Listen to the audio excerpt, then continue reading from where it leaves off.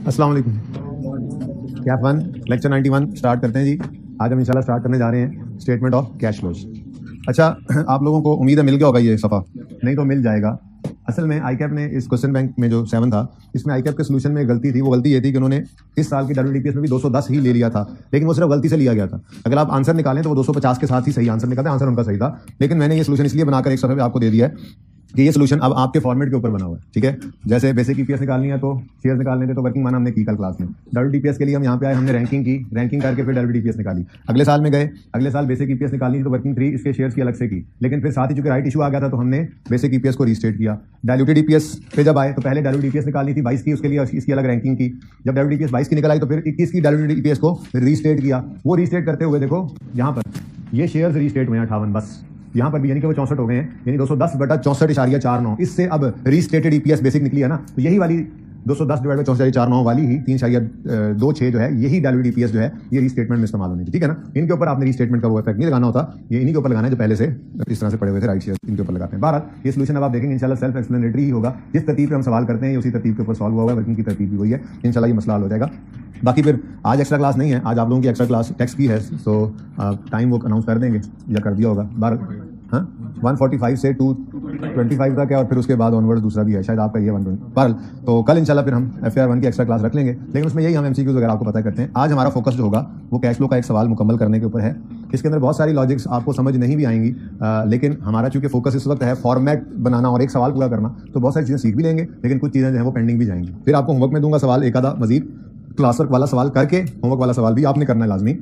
उसके बाद दूसरा दिन, और जब तीसरे दिन पे पहुंचेंगे ना, तो फिर आप जो है वो आपको इश्क हो जाएगा इस टॉपिक से, फिर आप कहेंगे कि यार यही वाला सवाल होना चाहिए। लेकिन पहले 2 से 3 दिन थोड़ा सा मुश्किल पेश आती है, क्योंकि एकदम से कहानी थोड़ी सी बदल जाती है। आज तक हम इनकम एक्सपेंसेस देखते हैं, प्रॉफिट एंड लॉस बनाते थे, आज वो इनकम एक्सपेंसेस हमें दिखा देगा और कहेगा कैश निकालो। ठीक है ना, तो स्टेटमेंट ऑफ कैश फ्लोज का टॉपिक हम स्टार्ट करते हैं, लेकिन जो मैं बात स्टार्ट करने जा रहा हूँ वो है प्रॉफिट एंड लॉस अकाउंट की। मैंने आपकी ही क्लास के अंदर जब statement of change in equity और वो 2-3 दिन लगाए थे स्टेटमेंट ऑफ कॉम्प्रिहेंसिव इनकम के ऊपर, वो स्टार्ट की थी, तो मैंने ये एक फॉर्मेट आपके सामने ड्रॉ किया था, बनाया था। ये आपकी क्लास में बना हुआ है, ये वही वाला डाटा उठाया हुआ मैंने बेसिकली। ठीक है, तो ये स्टेटमेंट ऑफ कॉम्प्रिहेंसिव इनकम है, जिसके अंदर आपको नजर आ रहा है सेल्स हैं, कॉस्ट ऑफ सेल्स हैं, फिर जीपी आ रहा है, सेलिंग एक्सपेंसेस हैं, एडमिन एक्सपेंसेस हैं, फिर मैंने ये लिख कर मिटा भी दिया था, प्रॉफिट फ्रॉम ऑपरेशंस जिसको कहते हैं। उसके बाद finance cost, other expense, other income, profit before tax, tax profit after tax, OCI और टोटल कॉम्प्रिहेंसिव इनकम। ठीक है, अब मेरा सवाल है आपसे कि चलो ये तो माना कि ये तो अनरियलाइज्ड गेन है, अभी ये पैसे तो नहीं आए, लेकिन इस 360 रुपए को तो हम कह सकते हैं कि ये कैश की फिगर है जो हमारे पास इस वक्त नेट में बचा हुआ है। क्या ख्याल है? कह सकते हैं ना, ये क्या है, प्रॉफिट आफ्टर टैक्स क्या है, ये वो कैश है जो हमारे पास इस वक्त नेट में बचा हुआ है इस पीरियड के एंड पे। Is it so? नहीं, ये गलत बात की मैंने और आप लोगों ने मान भी लिया। हाइब्रिड में भी कोई नहीं बोला। खुदा का खौफ करें, खुदा का खौफ करें। क्या ये सेल्स अगर क्रेडिट पे हुई है तो यहां पर इनकम तो बन नहीं जाएंगी? क्रेडिट सेल की एंट्री क्या होती है? Cash debit cell credit. इसका मतलब सेल बनाने के ऊपर कैश का आना जरूरी तो नहीं था। अच्छा, कॉस्ट ऑफ सेल में परचेज पड़ी होती है, हम उधार पे भी तो परचेज करते हैं, एंट्री होती है परचेजेस डेबिट कैश क्रेडिट। इसका मतलब कॉस्ट ऑफ सेल बनने के लिए जरूरी तो नहीं है कैश आउट भी हुआ हो, कैश इन नहीं हुआ, कैश आउट नहीं हुआ जरूरी नहीं है, क्योंकि हम कैश बेसिस पर तो अकाउंट्स बनाते ही नहीं थे, हम तो एक रूरल बेसिस को फॉलो करते हैं। सेलिंग एडमिन एक्सपेंसेस है जी, बिजली इस्तेमाल कर ली है, पेमेंट नहीं की तो हम कहते थे electricity expense debit, electricity payable credit करो। बिल्डिंग इस्तेमाल कर ली है, हम कहते थे पेमेंट नहीं भी की तो rent expense debit, rent payable credit करो। मुलाजिमीन से सर्विसेज ले ली हैं, सैलरी पे नहीं भी की तो हम कहते थे salary expense debit, salary payable credit करें। कैश वाले भी होते हैं खर्चे, लेकिन कैश नहीं भी हुआ वो खर्चे भी रिकॉर्डेड है। कैश वाली भी होती हैं इनकम्स, लेकिन जो कैश रिकॉर्ड अभी नहीं हुआ वो वाली इनकम्स भी तो होती हैं अप्रूवल की वजह से। तो इसलिए इस फिगर को हम कैश की फिगर नहीं कह सकते। प्रॉफिट इज नॉट कैश, इसके अंदर बहुत सारी नॉन कैश चीजें पड़ी होती हैं। ठीक है, इस तक आते आते डेप्रिसिएशन भी बीच में माइनस हुई होती है, वो कैश है ही नहीं, कैश आउटफ्लो है नहीं, तो इसको कैसे हम कैश कह सकते हैं? ठीक है, अब मसला ये आया कि हमें एक ऐसी स्टेटमेंट भी दरकार है जिसमें कैश की पोजीशन भी बिजनेस की इस पीरियड की नजर आए कि कितना कैश साल के स्टार्ट में था, पीरियड के स्टार्ट में था, कितना कैश इनफ्लो हुआ, कितना कैश आउटफ्लो हुआ और बिजनेस के अंदर। ठीक है, और एंड पे अब कितना कैश पड़ा होगा। तो ये क्योंकि कैश जो है वो किसी भी बिजनेस की बैकबोन कहलाता है। ठीक है, कैश किसी भी बिजनेस की बैकबोन है। आपने सेल की 6 महीने को उधार पे सेल कर दी, एक कैश सेल नहीं है, सारी उधार की सेल्स हैं। सेल तो बहुत बड़ी हुई है, लेकिन आपको मुश्किलात का सामना करना पड़ेगा या नहीं करना पड़ेगा? 6 महीने तक वर्किंग कैपिटल कहीं से मैनेज करना पड़ेगा ना, आप रेशोस पढ़ के आ रहे हैं बोले। तो इसलिए कैश किसी भी बिजनेस की बका के लिए बहुत ही जरूरी जुज्व है। ठीक है, इसलिए ये एक इंपॉर्टेंट एलिमेंट होने की वजह से यूजर्स के लिए हम एक स्टेटमेंट ऐसी बनाते हैं जिसमें सिर्फ कैश की मूवमेंट्स हम दिखाते हैं। आपने इंट्रो में बचपन के अंदर पढ़ा होगा कि फाइनेंशियल स्टेटमेंट्स का जो सेट है उसके 5 कंपोनेंट्स हैं, statement of comprehensive income, statement of financial income statement, balance sheet ये आप इंट्रो में बना के आए। Statement of changes in equity हमने भी बनाया, और स्टेटमेंट ऑफ कैश फ्लोज हम आज बनाना शुरू कर रहे हैं। 8-9 दिन लगते हैं इसको बनाते बनाते, बड़े आराम से सुकून से चलेंगे। खैर, और पांचवा कंपोनेंट होता है नोट्स खुदा। ये नोट्स ऑफ फाइनेंशियल स्टेटमेंट्स जो है ये आपने बनाने शुरू किए हुए हैं। हमने पीपीई का नोट बनाया, इन्वेस्टमेंट प्रॉपर्टी का नोट बनाया, उसके बाद हमने डिस्क्लोजर ऑफ बोरिंग कॉस्ट का भी दिया था, फिर हमने आईएस 8 के नोट्स बनाए, फिर हमने ईपीएस का नोट बनाया। ऐसे ही आप आगे जाएंगे, एफआईआर 2 के अंदर लीजेस पढ़ेंगे, उसका नोट बनाएंगे, डेफर्ड टैक्स आईएस 12 पढ़ेंगे, उसका नोट बनाएंगे, आईएस 38 पढ़ेंगे, उसका नोट बनाएंगे, 41 पढ़ेंगे, उसका नोट बनाएंगे, आईएफआरएस 8 नोट्स बनाते जा रहे हैं। एक तो ये स्पेसिफिक नोट्स भी होते हैं, टॉपिक स्पेसिफिक यानी कि आइटम स्पेसिफिक, और दूसरे पॉलिसी नोट्स वगैरह भी होते हैं। सारा कुछ अब आप एफआईआर 2 में सीखेंगे, ठीक है ना। तो एक कंपोनेंट जो यहां पर ही सीखना है, एफआईआर 2 में इसको टेस्ट भी नहीं करता, फिर फाइनल में जाके टेस्ट करेगा, वो क्या है? स्टेटमेंट ऑफ कैश फ्लोज, ठीक है। अब जैसे मैंने आपसे अर्ज किया कि हम बिजनेस के कैश फ्लोज में इंटरेस्टेड हैं, ये स्टेटमेंट बनाते हो, ठीक है। तो बिजनेस को अकाउंटेंट्स जो हैं वो 3 तरह की एक्टिविटीज में बांट कर ये एनालिसिस करते हैं कैश फ्लोज का। सबसे पहली चीज, बिजनेस ने पैसा रेज करना है, फाइनेंस रेज करना है, कहां कहां से करेगा? रेशियोज पढ़ के आए, फायदा हो गया। पहले कहां कहां से रेज करेगा? ओनर घर से पैसे लाएंगे, कैपिटल, बैंकों से लंबे अरसे के लिए पैसा लेंगे, लॉन्ग टर्म लोन, ठीक है। तो इसको स्टैंडर्ड ने कहा कि ये फाइनेंसिंग एक्टिविटीज हैं बिजनेस की। देखें, मुझे बताएं कि बेटा पढ़ा रहे, मोबाइल क्या करना है आपने? अच्छा, मैंने क्लास रोक देते हैं मेरे ख्याल से, सारा कुछ छोड़ के फिलहाल पहले ये कर लेते, ठीक है। चीजें खरीदी, उनको बेचा, खरीदने के कुछ एक्सपेंसेस, कुछ मैनेज करने के एक्सपेंसेस, इसको कहते हैं प्रॉफिट फ्रॉम ऑपरेशंस। ये हमारे ऑपरेशंस हैं। इससे आगे की कहानी हमारे ऑपरेशंस का पार्ट नहीं होती, लेकिन ऑपरेशंस के अंदर हेल्प कर रही होती है। जैसे हमने बिजनेस इसलिए शुरू किया है कि हम लोन लिया करेंगे और उस पर इंटरेस्ट दिया करेंगे, है ना। हमारे बिजनेस की कोर एक्टिविटी है लोन लेना, हॉबी है हमारी, बल्कि लोन लेना और इंटरेस्ट देना। हमारे ऑपरेशंस का पार्ट ये नहीं है। हाँ, हमें जरूरत पड़ी बिजनेस चलाने के लिए, फाइनेंस कम पड़ गया, फाइनेंस अरेंज किया तो उसकी कॉस्ट पे करनी पड़ गई, ठीक है, ये एक बात है। लेकिन ऑपरेशंस का पार्ट, मकसद ये नहीं था, कोर एक्टिविटी ये नहीं थी। ऐसे ही इजाफी पैसे पड़े हैं, इन्वेस्ट कर दिए कहीं पे, बैंक में डिपॉजिट किया, इंटरेस्ट इनकम आ गई, या किसी कंपनी के शेयर्स खरीदे, डिविडेंड इनकम आ गई, investment income, interest income, investment income आ गई आपको। अब क्या आपका मकसद यही था कि सरप्लस फंड्स को इन्वेस्ट किया करेंगे? हो गया सरप्लस तो कर दिया आपको। असल में तो आप ये जूते बनाने की फैक्ट्री आपने लगाई हुई है, तो आप जूते बनाकर बेचते हैं। सरप्लस फंड्स हो जाए तो इन्वेस्ट करके अदर इनकम आ जाती है, अगर कम पड़ जाए तो लोन लेते हैं, फाइनेंस कॉस्ट पे करनी पड़ती है, ऑपरेशंस का पार्ट नहीं। ऐसे ही आपने जूते बनाने की फैक्ट्री मैंने कहा लगाई हुई है, जूते खाने की नहीं, जूते बनाने की फैक्ट्री लगाई हुई है। अब आपका काम क्या है? चीजें खरीदते हैं, रॉ मटेरियल खरीदते हैं, चीजें बनाते हैं, जूते बनाते हैं, उनको बेचते हैं, एडमिन सेलिंग खर्चे करते हैं, ये तो चलो ठीक है, आपके ऑपरेशंस का पार्ट है। लेकिन आपने अपना एक प्लांट बेच दिया, पुराना, नया लगाया उसकी जगह पे, जो पुराना बेचा उस पर गेन आ गया, ये सेल्स में ले जाए, ये भी कोर एक्टिविटी नहीं है। फिक्स एसेट फॉर यूज होता है, सेलिंग पर्पस के लिए तो नहीं होता है। तो ये भी मैंने आपको रेशियो में कहा था कि इसको सेल में ना लेके जाना, कंपेरेबल नहीं रहेगी सेल। आपने कोई एसेट बेचा, उस पर लॉस आ गया, तो क्या करें? कॉस्ट ऑफ सेल में डालें, सेलिंग में डालें, एडमिन में डालें? जिसका एसेट है उसमें डालें, किसी में भी ना डालें, क्योंकि फिक्स एसेट का बेचना खरीदना ये तो मकसद नहीं। फिक्स एसेट का मतलब क्या होता है? यूज वाला, पीपी किसे कहते हैं, जिसको हम यूज कर रहे हैं, ठीक है। तो फिर लॉस ऑन डिस्पोजल है तो वो कहां आएगा? अदर एक्सपेंस में। गेन ऑन डिस्पोजल है तो कहां आएगा? Other income. लोन लिया, इंटरेस्ट पे किया, कहां आएगा? फाइनेंस कॉस्ट में। पैसे दाफी थे, इन्वेस्ट कर दी, इन्वेस्टमेंट इनकम आई, कहां जाएगी? अदर इनकम में। ये ऑपरेशंस का पार्ट नहीं होता। खैर, बातें किस तरफ निकलने लगी। तो मैं ये कह रहा था कि अकाउंटेंट्स ने कहा कि बिजनेस की मेन 3 एक्टिविटीज है। सबसे पहले तो बिजनेस फाइनेंस जनरेट करता है, पैसे कहीं से इकट्ठे करता है। वो 2 मेजर सोर्सेज होते हैं, या तो कैपिटल रेज करें, कैपिटल ओनर घर से लाएं, या लॉन्ग टर्म लोन ले। अब ये दोनों फाइनेंस की कॉस्ट होती है। कैपिटल ओनर घर से लाएंगे तो उनको क्या पे करना पड़ेगा? हमें डिविडेंड। और अगर लोन लेंगे बैंक से तो उन्हें क्या करना पड़ेगा? तो इसका मतलब ये 4 चीजें ही हैं फाइनेंसिंग के अंदर, capital, loan, long term loan, dividend और इंटरेस्ट, ठीक है जी। तो सबसे पहली एक्टिविटी जो मुझे नजर आई वो ये फाइनेंसिंग एक्टिविटी। शेयर इशू करने से पैसे आते हैं, डिविडेंड पे करने से पैसा जाता है, cash inflow cash outflow, focus सिर्फ इधर ही है। लोन रेज करें, नया लोन ले तो, और इंटरेस्ट पे करें तो पैसा जाता है। अगली बात, अब ये जो पैसे बिजनेस ने इकट्ठे किए हैं, ये पैसे बिजनेस ने लॉन्ग टर्म प्रोजेक्ट्स में इन्वेस्ट करने हैं। क्या मतलब? बस पैसे ले लिए आप, वही पैसे जो ओनर घर से लाए वही खाते रहे, जो ओनर घर से पैसे लाए वही तनख्वाहों में देकर 2 साल में सारे पैसे खत्म किए और चले गए घर पे। ऐसे करेंगे? क्या करेंगे आप? इन्वेस्टमेंट करेंगे, आप लैंड खरीदेंगे, बिल्डिंग बनाएंगे, प्लांट इंस्टॉल करेंगे।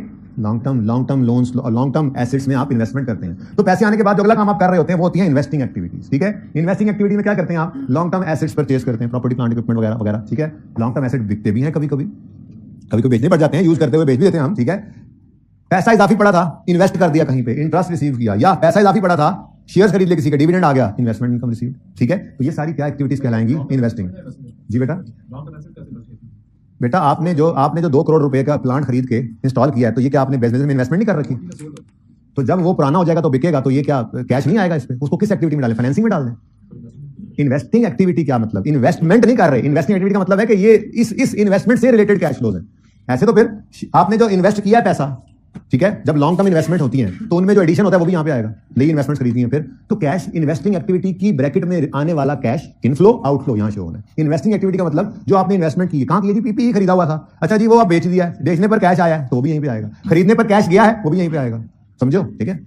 और आखिरी चीज क्या है? ये इन्वेस्टमेंट करके भी आप बैठ नहीं जाना, फैक्ट्री लगी हुई है और आप देख रहे हैं, नहीं, बल्कि आपको क्या करना पड़ेगा, ऑपरेशंस करने पड़ेंगे। ये ऑपरेशंस ऑपरेटिंग एक्टिविटीज को कह रहे थे, ठीक है ना। ऑपरेटिंग एक्टिविटीज कहते हैं हमने चीजें खरीदी, हमने उनको बनाया, रॉ मटेरियल खरीदा, फिर उसके ऊपर कन्वर्जन कॉस्ट वगैरह लगाई, ठीक है, मटेरियल लेबर ओवरहेड लगाया, फिर हमने उसको आउटपुट में कन्वर्ट किया, फिर हमने उसको बेचा, फिर बेचने के लिए सेलिंग डिपार्टमेंट था, फिर एडमिन डिपार्टमेंट सारा कुछ मैनेज भी कर रहा था। ये सारे मैंने जो बताया आपको ऑपरेशंस, प्रॉफिट फ्रॉम ऑपरेशंस, ये वाले जो निकले, ठीक है ना। तो ये सारे खर्चे हमने किए, ये क्या कहलाते हैं, ऑपरेटिंग एक्टिविटीज, ठीक है। इसमें क्या कुछ आता है ये मैंने लिखा नहीं है, इसका एक फॉर्मेट वहां पे है, इंशाल्लाह फिर आहिस्ता आहिस्ता किसी वक्त कर लेंगे, ठीक है। क्योंकि यहां पर जो इधर नहीं आते वो सारे यहीं पर ही आते हैं ना, इसलिए मैंने फिर यहां पे कुछ लिखा नहीं है फिलहाल। लेकिन एक चीज, ये जो डिविडेंड है और इंटरेस्ट है, पेमेंट, ये फाइनेंसिंग एक्टिविटी में भी आ सकती है और ऑपरेटिंग एक्टिविटी में कैश फ्लो फ्रॉम ऑपरेशंस निकाल के अलग उसके नीचे भी ऑपरेटिंग एक्टिविटीज की हेडिंग में भी शो कर सकते हैं। स्टैंडर्ड ने इसकी इजाजत दी हुई है। स्टैंडर्ड कहता है आप इंटरेस्ट को और डिविडेंड को चाहो तो ऑपरेटिंग एक्टिविटी के बॉटम पे शो कर दो, चाहो तो उसको फाइनेंसिंग एक्टिविटी में शो कर दो। इधर तो बनता ही था, इधर क्यों शो करो, क्योंकि प्रॉफिट्स में ही डिस्ट्रीब्यूट होना डिविडेंड, प्रॉफिट्स में से ही ये इंटरेस्ट भी पे हो रहा होता है, तो यहां भी शो कर सकते हो। अब आईकैप ने क्या किया हुआ है, आईकैप ने डिविडेंड को यहीं रखा हुआ है, इंटरेस्ट को इधर शो कर देता है। 2 दिन में आदत पड़ जाएगी। ये क्यों किया हुआ है आईकैप ने ऐसे, मैं आज से पहले पिछली दफा तक मैं क्या करता था, मैं इंटरेस्ट और डिविडेंड दोनों यहां शो करता था, लेकिन एमसीक्यूज में जाके ये डिस्कशन उस वक्त करनी पड़ती, तो मैंने इस दफा ये सोचा है रात को बैठ के इस दफा स्टार्ट से ही आपको ये बात ऐसे करवा देनी चाहिए, ठीक है ना। मैंने क्या कहा, आपको ऑप्शन है इधर शो करो या इधर, दोनों को। आईकैप ने डिविडेंड को यहीं रहने दिया, इंटरेस्ट को इधर ले गया, वजह उसकी मर्जी नहीं, वजह है उसने लिखा हुआ है अपनी किताब के अंदर, वजह है IAS 7 ओरिजिनल स्टैंडर्ड, उसकी अपेंडिक्स में दी हुई एग्जांपल। स्टैंडर्ड ने भी यही कहा है, चाहो तो डिविडेंड को इधर शो करो, चाहो तो इधर, चाहो तो इंटरेस्ट को इधर शो करो, पेड को या इंटरेस्ट पेड को इधर। लेकिन स्टैंडर्ड ने जो अपना फॉर्मेट दिया, जो स्पेसिमन दिया, जो एग्जांपल दी, उसमें स्टैंडर्ड ने डिविडेंड को इधर रखा और इंटरेस्ट को इधर रख दिया, तो आईकैप ने भी यही फॉलो कर लिया और हम भी यही फॉलो कर लेते हैं। वैसे ऑप्शन है, ठीक है। ऐसे ही ये इंटरेस्ट रिसीव हुआ या इन्वेस्टमेंट इनकम रिसीव हुई है, स्टैंडर्ड कहता है आपकी इजाजत है, यहां पर लिख लो, यहां पर लिख लो, लेकिन आईकैप ने इनको यहीं पर रखा, ठीक है, क्योंकि स्टैंडर्ड ने अपनी एग्जांपल में इसको इधर शो किया था। ऑप्शन दे के स्टैंडर्ड ने जो किया हुआ है हम भी वही वाला कर लेते हैं, ऑप्शन बहरहाल मौजूद है, ठीक है, ओके। चलें जी, अब मामला क्या है, हमने सवाल को करना है आज। बहुत सारी लॉजिक्स आज मैं आपको बिल्कुल भी नहीं समझाऊंगा, बल्कि 9 दिन मैंने आपको कहा इस टॉपिक पे लगाने हैं और तीसरे दिन जाके आप कंफर्टेबल होंगे। तो आज तो सिर्फ मेरी कोशिश है, पिछली क्लास के भी एंड पे 5 मिनट बैलेंसिंग नहीं हो सकी जो रह गई है, मैंने बड़े सुकून से सवाल करा, उन्होंने कहा कि यार यहाँ से मैं आपको क्वेश्चन ऐड कर दूंगा, ठीक है ना। तो मैंने इसलिए ब्रेक में आके सारा फॉर्मेट बना लिया था। खैर, अब हमने फॉर्मेट बनाना है कैसे, ठीक है। कैश फ्लो का सवाल आ गया, कैश फ्लो का सवाल आ गया, ये तस्वीर बाद में बनाना, ये उसूल लिखवा दूंगा, इकट्ठी तस्वीर बनाना। फिलहाल कैश फ्लो का सवाल आ गया। अब मैंने आपको कहा है कैश फ्लो स्टेटमेंट में 3 तरह की एक्टिविटीज होती हैं, कौन कौन सी, ऑपरेटिंग, इन्वेस्टिंग, फाइनेंसिंग। आपके पहले सफे पे ऑपरेटिंग एक्टिविटीज वर्क करेंगी, दूसरे सफे पे, आधे सफे पे इन्वेस्टिंग, आधे पे फाइनेंसिंग, आधे में, ठीक है, और एंड पे 3 लाइनें आपको चाहिए होती हैं, कुछ लिखना होता है हम, ठीक है। अब तरतीब क्या होगी, आपने सबसे पहले सफे के ऊपर लिखना है नाम, पास पेपर 1 है जी हमारे चैप्टर का, जुनैद जंजुआ, पेज नंबर कौन सा है, 685। तो 685 पेज पे ये सवाल है, बाद में सवाल ओपन कीजिएगा, फिलहाल अभी छोड़ दें, सवाल मेरे सामने होगा, इधर देखें जरा ध्यान से। आपने सबसे पहले सवाल को एक बार पढ़ना है, उसके बाद फिर आपने फॉर्मेट बना लेना है और फिर सवाल को पढ़ते हुए करना है। फॉर्मेट कितना बना लेना है, जितना मैंने इस वक्त आपके सामने लिखा हुआ है। ये हर रोज आपने पहले बनाना है, ये हर रोज आपने पहले बनाना है, ठीक है। सबसे पहले ये बनाया करेंगे, अब इसको स्पीड में लाना है जितना जल्दी हो सके, ठीक है ना। Junaid Janjua statement of cash flows for the year ended 31 दिसंबर, क्या था मुझे बोलना, 10, ठीक है जी। उसके बाद 5 चीजें, रुपीज इन 1000 सवाल करेंगे। तो हमने ये 5 चीजें बताई, कौन कौन सी 5 चीजें जो हर स्टेटमेंट के बारे में बताते होते हैं। रिपोर्टिंग एंटिटी का नाम, रिपोर्ट का नाम, reporting period, reporting currency, level of rounding off, ये तो हो गया ना रूटीन का काम। अब सबसे पहली heading operating activities. Starting point हमेशा हमारी कैश फ्लो का होगा प्रॉफिट बिफोर टैक्स, पीबीटी। उससे अगली लाइन में हम लिखा करेंगे adjustments for non cash items, 5-6 लाइनें छोड़कर लिखा करेंगे adjustments for working capital items, changes in working capital items. क्या होता है ये तो बताना है ना अभी, फिलहाल तो मैं कह रहा हूं इतना फॉर्मेट आपने हर रोज फटाफट बनाना है, सवाल शुरू होने से पहले, फिर सवाल शुरू करेंगे, ठीक है ना। तो ऑपरेटिंग एक्टिविटीज की हेडिंग थी, सबसे पहले क्या आ गया, पीबीटी, फिर adjustment for non cash items, 4-5 लाइनें खाली, adjustment for working capital items, 6-7 लाइनें खाली। उसके बाद ये कैश फ्लो फ्रॉम ऑपरेशंस, ये आज के बाद लिखा नहीं करूंगा मैं, बस आज लिख दी मैंने, शायद एक आध दिन और भी लिखता हूं, ठीक है। ये कैश फ्लो फ्रॉम ऑपरेशंस की जरूरत नहीं है, ब्रेक नहीं लगाया करेंगे, ये आज मैंने सिर्फ इसलिए लगाई है ताकि मैं आपको ये बता सकूं कि देखो ऑपरेशंस ऊपर हो गए, इसलिए ये इंटरेस्ट पेड इसके बाद आ रहा है, ठीक है ना। तो यहां पर लिखा हुआ है जो ये ऑपरेशंस का पार्ट फिर भी नहीं बनाया, ऑपरेटिंग एक्टिविटी में भी हमने कैश फ्लो फ्रॉम ऑपरेशंस अलग करके इसको बाद में माइनस किया, ठीक है ना। खैर, इंटरेस्ट और टैक्स ये 2 चीजें यहां माइनस कर देनी है और आखिर में क्या आएगा, cash flows from operating activities net में जो आंसर टोटल जो आता है, ठीक है जी। अगली बात, ये सफा, ये पहला सफा आपका, ये मैंने पहला सफा बनाया हुआ आपका, ठीक है। ये पहला सफा आपने पलट लिया, अगले सफे पे इन्वेस्टिंग एक्टिविटीज की हेडिंग देनी है, 6-7 लाइनें खाली छोड़नी है, दरमियान से करके फाइनेंसिंग एक्टिविटीज की हेडिंग देनी है और 4 बाकी सफा खाली छोड़ देना, ठीक है ना। वो फिर ऐसा पता लग जाएगा कि क्या करना है। ये पहले 2 सफों के ऊपर आपका मेन फॉर्मेट हुआ करेगा कैश फ्लो का, तीसरे सफे से आपने वर्किंग स्टार्ट करनी है जरूरत के हिसाब से, लेकिन वर्किंग 1 इंटीग्रल पार्ट हुआ करेगी, इसका नाम है कैश एंड कैश इक्विवेलेंट। ये लाजमी साथ ही बना लिया करेंगे और बाकी वर्किंग से सवाल की जरूरत के हिसाब से, ठीक है। एक बात दोबारा सुने, कैसे फॉर्मेट बनाएंगे हम, और मेरा मशवरा ये है कि 2 सफे ना आप ऐसे करके 2 सफे जो होते हैं ना, 1 और 2 ये छोड़ दें, इस पे उसूल लिखने होते हैं, कोई उर्दू में लिखवाया करूंगा। अगर अभी नहीं छोड़े तो कोई बात नहीं, पहला सवाल करने के लिए 2 सफ़े, 2 वर्किंग के लिए, तो फिर 5वां सफ़ा उसूल वाला बना लें और वहाँ पे 2 सफ़े छोड़ दें। 2 सफ़े रखिएगा, उन पे हम उसूल लिखा करेंगे छोटे छोटे, जो हमें हेल्प करेंगे बाद में, ठीक है ना। उनमें से आज एक उसूल लिखना भी है। अच्छा दोबारा सुने जी, सबसे पहला काम क्या करना है हमने, फॉर्मेट बनाना है। फॉर्मेट में क्या करेंगे, नाम शाम लिख के operating activities, PBT, adjustment for non cash, इसमें करना क्या है तो सब बताऊंगा, ठीक है। फिलहाल तो format, adjustment for non cash item 4-5 लाइनें खाली, adjustment for working capital items 6-7 लाइनें खाली। उसके बाद कैश फ्लो फ्रॉम ऑपरेशंस जो लिखना है ना, उससे नीचे 3 लाइनें खाली होनी चाहिए। वैसे 4 छोड़ देना, कोई चीज और भी आ जाती है आने वाले दिन में। फिलहाल 3 लाइनें खाली छोड़नी है, जिसके अंदर थर्ड लास्ट में इंटरेस्ट पेड, सेकंड लास्ट में टैक्स पेड और आखिरी लाइन में cash flow from operating activities, जो टोटल आएगा, ठीक है। अगला सफा इन्वेस्टिंग एक्टिविटीज 6-7 लाइनें खाली, अगला सफा फाइनेंसिंग एक्टिविटीज 4-5 लाइनें खाली, और फिर बल्कि बाकी सफा खाली छोड़ देना फिलहाल, ओके सही है। उसके बाद वर्किंग 1 क्या हुआ करेगी, कैश एंड कैश इक्विवेलेंट, ठीक है जी। कैश एंड कैश इक्विवेलेंट का मतलब क्या है, लिखें, वर्किंग 1 लिखी होगी आपने, इसके ऊपर करके लिख लें कहीं पे। कैश एंड कैश इक्विवेलेंट मतलब क्या है, कैश और उससे मिलती जुलती चीजें, कैश और उससे मिलती जुलती चीजें।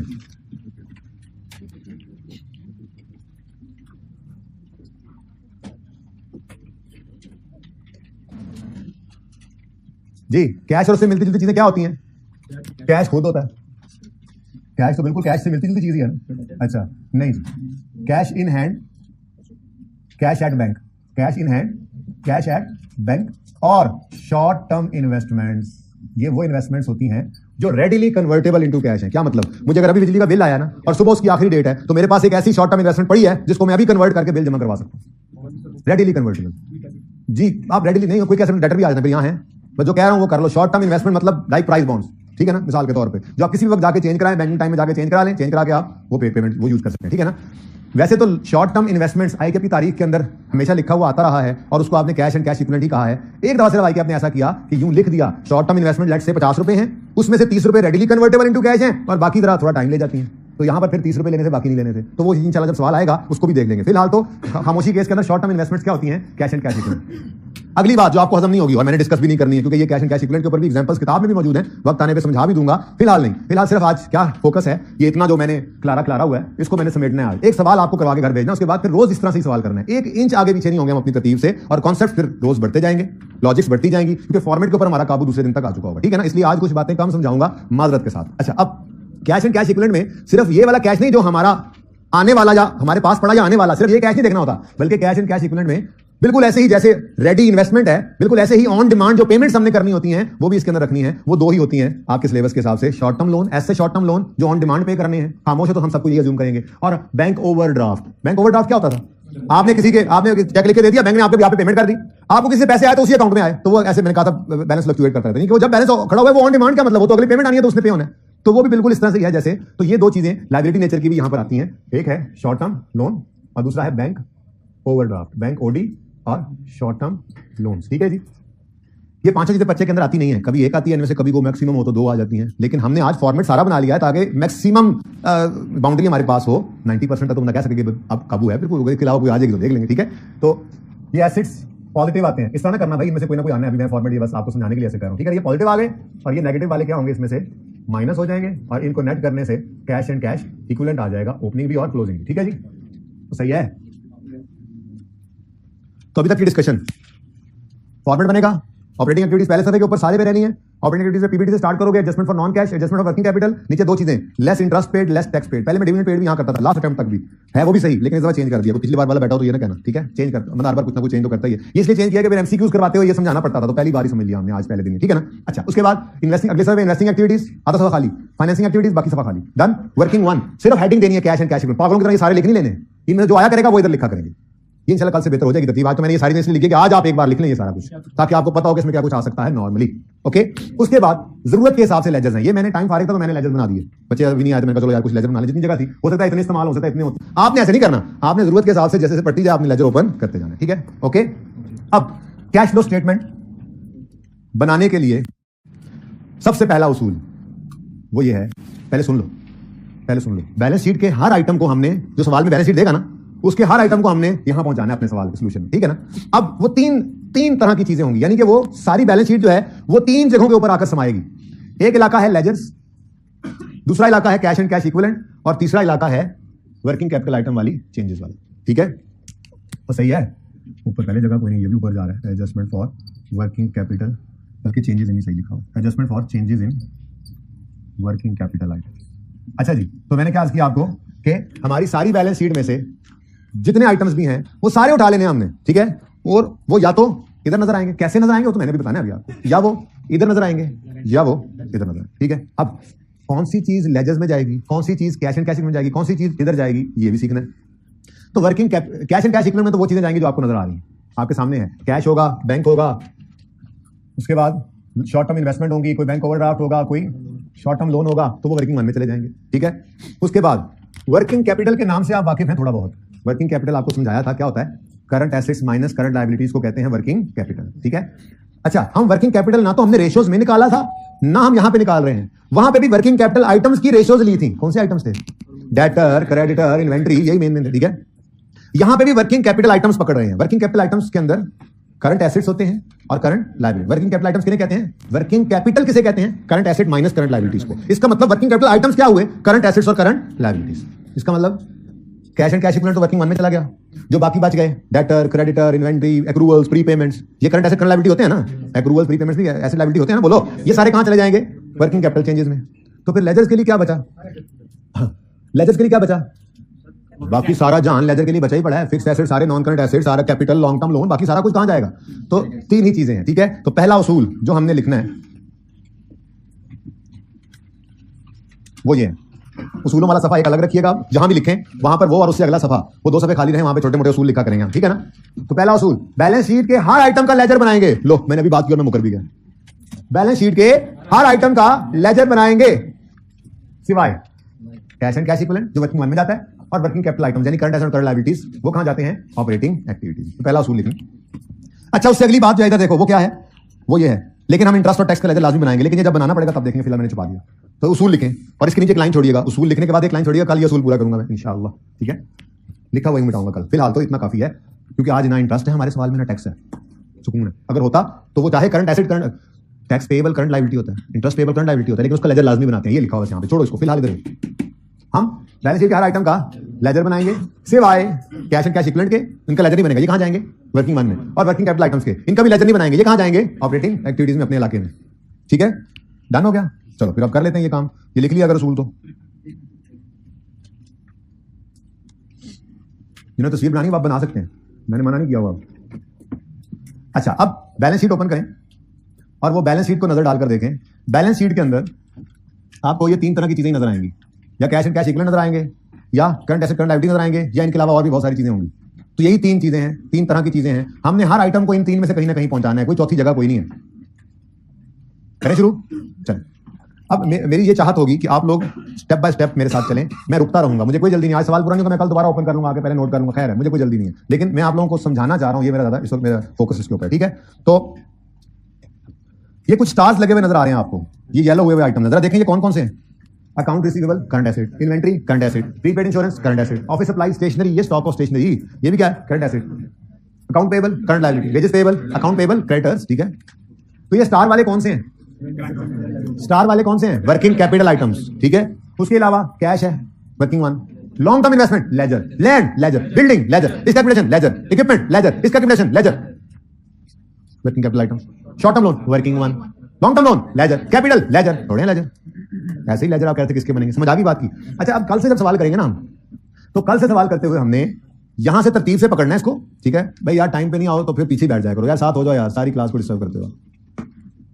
कल से सवाल करेंगे, उसमें मैंने सवाल की तरतीब को पकड़ना है और एक लफ्ज नहीं छोड़ना, और जाते जाते हम 30-40% मार्क्स सवाल के ले चुके होंगे। लेकिन आज हमने तरतीब अलग ये रखनी है कि मैं कैश एंड कैश इक्विवेलेंट भी उठा लूंगा, वर्किंग वन वाला लेजर वाले भी उठा लूंगा, और ये अलग से रखूंगा क्योंकि इनके लिए एक जुगाड़ लगाना है, एक तरतीब, एक रूल सा बना के आपको याद करवाना है, जिसको यूज करके इन्हें हमने प्लेस किया करना है। तो इसलिए मैं इनको अलग रख रहा हूं। कल से नहीं करेंगे, कल से साथ साथ ही किया करेंगे, ठीक है। तो तरतीब क्या है?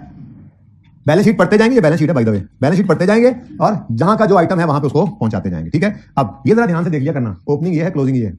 कभी जो सवाल के अंदर वो इधर ओपनिंग इधर क्लोजिंग लिख दे और आपको आदत होती है इधर ओपनिंग इधर क्लोजिंग होता है, सारे पर्चे में सारे ओपनिंग क्लोजिंग, सारे क्लोजिंग ओपनिंग, ऐसे नहीं कर लेना, ध्यान से देख लेना, एक दफा देखना बस, ठीक है। एक दफा देख के लिख लिया आपने ओपनिंग क्लोजिंग, ठीक है। अब इस जगह पर जो आइटम मिले उसको उसके घर पहुंचाना है, ठीक है। सबसे पहले क्या नजर आ रहा है आपको? कैश, कैश का लेजर बनेगा। अच्छा, वर्किंग कैपिटल आइटम है, क्या है फिर?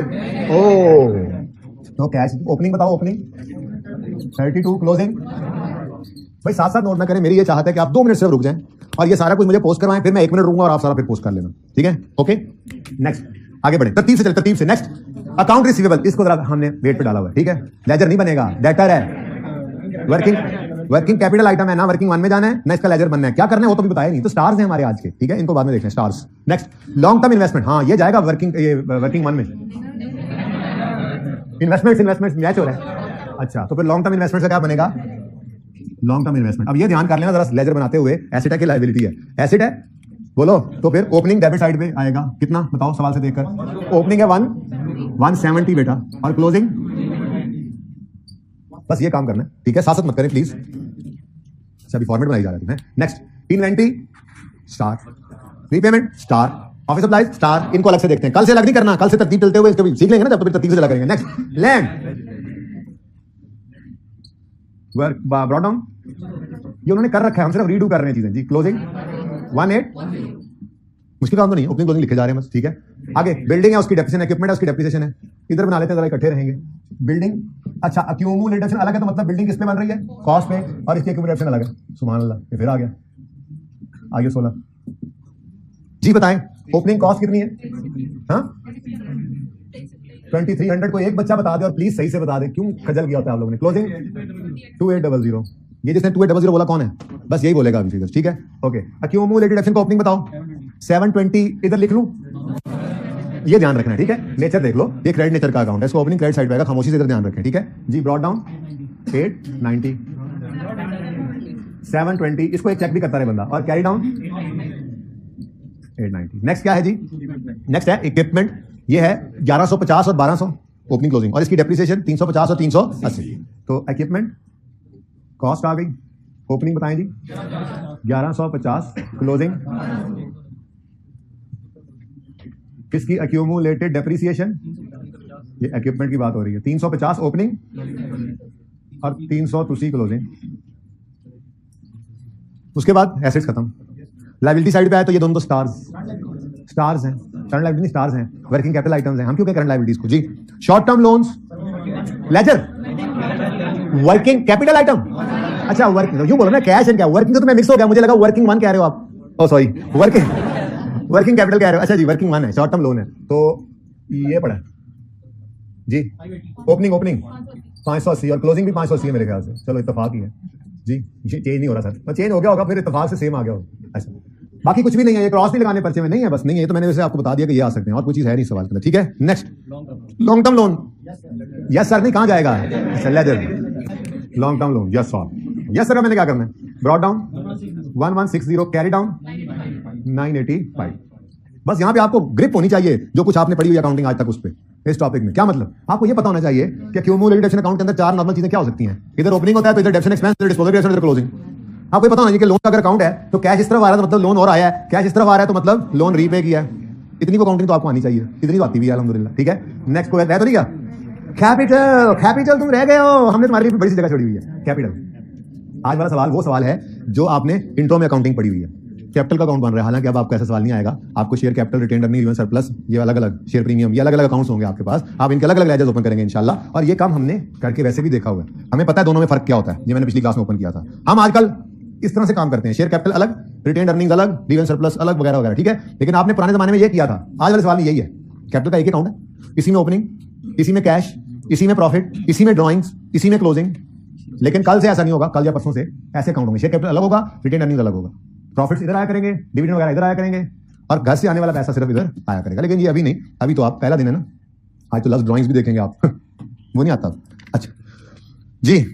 लेकिन इस जैसा सवाल भी कोई नहीं है जिस लेवल पे ये पहुंचाता है आपको, ये सादा है थोड़ा सा, मतलब इसका चीजों का लेवल उस तरह से नहीं है, लेकिन जो ट्रांजैक्शन है, जो बेसिक फॉर्मेट है, जो बुनियाद है, वो इस सवाल के अंदर जबरदस्त बन जाती है, ठीक है। अच्छा जी, अब हमने ओहो कैपिटल, बातों बातों में कैपिटल को लिखा नहीं, ओपनिंग 3402 और क्लोजिंग 3884, इसमें पैट आता है, प्रॉफिट आफ्टर टैक्स आता है, इसमें घर से ओनर पैसे लाए तो कैश आता है, वो इसमें कोई डिविडेंड या ड्राइंग्स हो तो वो भी आती है, ठीक है ना, ओके डन।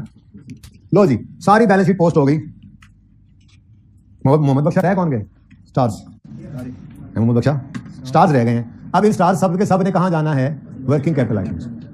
अच्छा वैसे आपको बताऊं, इसका रूल वैसे रूल है, इसका किताबों में रूल लिखा हुआ है, वो रूल लिखा हुआ है, एसेट बढ़े तो नेगेटिव करो, एसेट कम हो तो पॉजिटिव करो, लायबिलिटी कम हो तो नेगेटिव शो करो, लायबिलिटी बढ़े तो पॉजिटिव शो करो।